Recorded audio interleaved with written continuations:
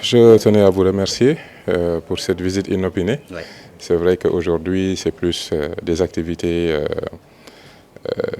d'un mouride qui vient passer la journée, cette journée d'une importance capitale, journée de prière, de recueillement et journée que l'on partage avec ses frères, ses amis, sa famille. Et j'en profite pour souhaiter à tous les musulmans, parce qu'aujourd'hui le Magal est fêté entre confrères et nous tous nous partageons ces moments. Donc je leur souhaite une journée pleine de grâce, que toutes nos prières soient exaucées et que nous puissions véritablement mesurer l'importance de cette journée, de ce que ça représente dans la vie d'un musulman, les moments de défi, les moments de difficulté, qui en réalité sont des moments où Dieu mesure notre croyance en lui.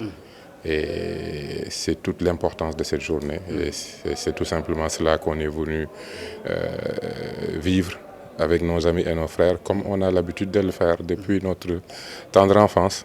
Et Inch'Allah, que Dieu nous donne la force de continuer à fêter ces moments avec nos familles pendant des années et des années, et dans la paix, dans la fraternité et dans ce que nous avons de plus cher dans ces pays, c'est notre croyance en Dieu, en ses valeurs, en l'islam, à toutes ces religions qui ont tendance et toujours à unir.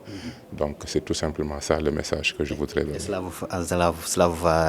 vous a fait plaisir également de voir le chef de l'État fouler donc, cette cité religieuse, de même que son Premier ministre. Alors, les échanges qu'ils ont eus avec le Khalife général, cela vous a inspiré quoi concrètement?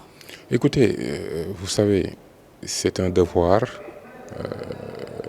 que les autorités qui ont des responsabilités dans ce pays accompagnent les dynamiques communautaires. C'est un devoir. Au-delà de cela, Touba a cette particularité d'être un établissement humain d'une envergure assez particulière.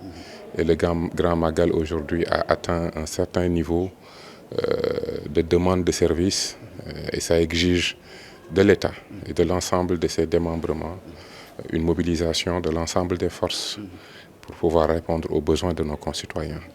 Et c'est ce que le président de la République est venu témoigner, c'est ce que le Premier ministre est venu témoigner, et c'est nous tous, ministres, de manière collégiale et en toute solidarité, c'est cela que nous avons essayé de mettre en œuvre il y a même 2 mois, même avant le début du mois de Safar. Nous avons toujours préparé ces moments, et c'est ainsi que nous accompagnerons toutes les dynamiques communautaires, surtout quand c'est des dynamiques qui mettent en avant un sens de l'éthique qui va dans le sens du développement.